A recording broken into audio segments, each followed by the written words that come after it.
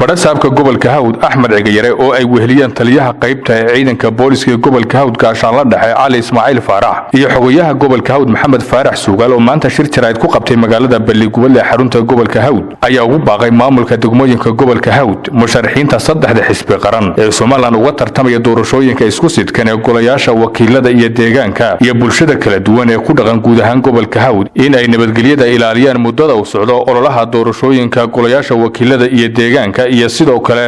maalinta codbixinta doorashada oo ku aastaysan 31 bishan May sanadkan 2021 الرحمن الرحيم maanta waxa weeye maalintii labaad ololaha doorashada jamhuuriyadda Soomaaliland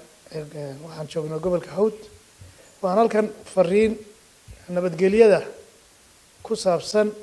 uga dirayaa dadweynaha ku dhaqan degmooyinka iyo meelaha kale ee gobolka Hawd ilaa iyo maalinta codbixinta sanaaduuqda laynaga rari doono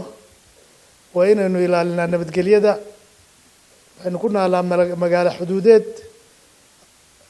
waa inaynu amniga waxaan u mahad celinayaa taliyaha ciidanka bilayska jamhuuriyadda Soomaaliland waxaan u mahad celinayaa taliyaha qaybta bilayska ee gobolka Hawd Mr. Qase waxaan u mahad celinayaa xogayaha labadooduba dhinacayga taagan yihiin waxaan u mahad celinayaa wasiirka wasaaradda arrimaha gudaha iyo wasaaradda dhamaanteed oo fariimaheedu ay saacad iyo daqiiqad ay noo soo gaaraan iyo sida ay u agaasimeen inay doorashadu u dhacdo waxaan ugu dambeyn u mahad celinayaa madaxweynaha jamhuuriyadda Soomaaliland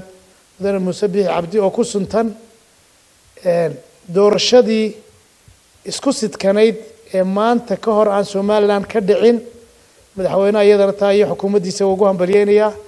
waxaan rajaynayaa ilaahayna ka baryayaa inay si nabadgelyo ah oo farxad leh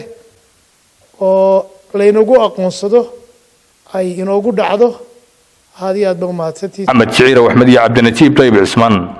TV qaranka Soomaaliland magaalada Balligubadle